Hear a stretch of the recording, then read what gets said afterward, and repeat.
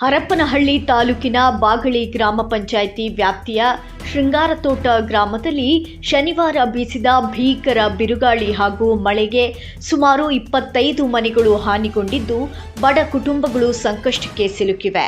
ಗ್ರಾಮದಲ್ಲಿ ವಿದ್ಯುತ್ ಕಂಬಗಳು ಧರೆಗುರುಳಿದ್ದರಿಂದ ವಿದ್ಯುತ್ ಸಂಪರ್ಕ ಸಂಪೂರ್ಣ ಕಡಿತಗೊಂಡು ಕುಡಿಯುವ ನೀರಿಗಾಗಿ ಗ್ರಾಮಸ್ಥರು ತೀವ್ರ ಪರದಾಡುವ ಪರಿಸ್ಥಿತಿ ನಿರ್ಮಾಣವಾಗಿತ್ತು.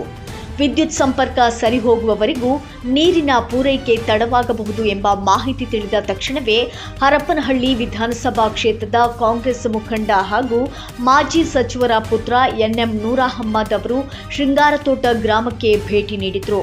ಸುರಿಯುವ ಮಳೆಯನ್ನೂ ಲೆಕ್ಕಿಸದೆ ಹಾನಿಯಾದ ಮನೆಗಳನ್ನು ಪರಿಶೀಲಿಸಿ ಸಂತ್ರಸ್ತರಿಗೆ ಧೈರ್ಯ ತುಂಬಿದ್ರು. ಗ್ರಾಮದಲ್ಲಿ ತಕ್ಷಣದ ಅಗತ್ಯವಾಗಿದ್ದ ಕುಡಿಯುವ ನೀರಿನ ವ್ಯವಸ್ಥೆಗಾಗಿ ನೂರ್ ಅಹಮ್ಮದ್ ಅವರು ಅನಿವಾರ್ಯವಾಗಿ ತಮ್ಮ ಸ್ವಂತ ಖರ್ಚಿನಿಂದಲೇ ತಾತ್ಕಾಲಿಕ ಟ್ಯಾಂಕರ್ ಮೂಲಕ ನೀರನ್ನು ಪೂರೈಸಿ ಮಾನವೀಯತೆ ಮೆರೆದಿದ್ದಾರೆ. ಇವರ ತ್ವರಿತ ಸ್ಪಂದನೆಗೆ ಗ್ರಾಮಸ್ಥರು ಧನ್ಯವಾದ ಅರ್ಪಿಸಿದ್ದಾರೆ. ಇದೇ ವೇಳೆ ಗ್ರಾಮದ ಸಾರ್ವಜನಿಕರು ಮತ್ತು ಯುವಕರು ಮಾತನಾಡಿ, ಘಟನೆ ನಡೆದು ಇಷ್ಟೊಂದು ಅನಾಹುತವಾಗಿದ್ದರೂ ಸ್ಥಳೀಯ ಜನಪ್ರತಿನಿಧಿಗಳು ಹಾಗೂ ತಾಲೂಕು ಆಡಳಿತದ ಪ್ರಮುಖರು ತಕ್ಷಣಕ್ಕೆ ಸ್ಥಳಕ್ಕೆ ಬಂದು ಸ್ಪಂದಿಸಬೇಕಿತ್ತು.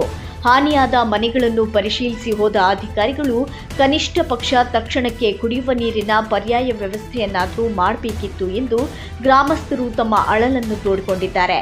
ಶೀಘ್ರವಾಗಿ ಮೂಲಭೂತ ಸೌಕರ್ಯಗಳನ್ನು ಸರಿಪಡಿಸಿಕೊಡಬೇಕೆಂದು ಸ್ಥಳೀಯ ಆಡಳಿತಕ್ಕೆ ಎನ್ಎಂ ನೂರ್ ಅಹಮ್ಮದ್ ಅವರು ಮನವಿ ಮಾಡಿದ್ದಾರೆ.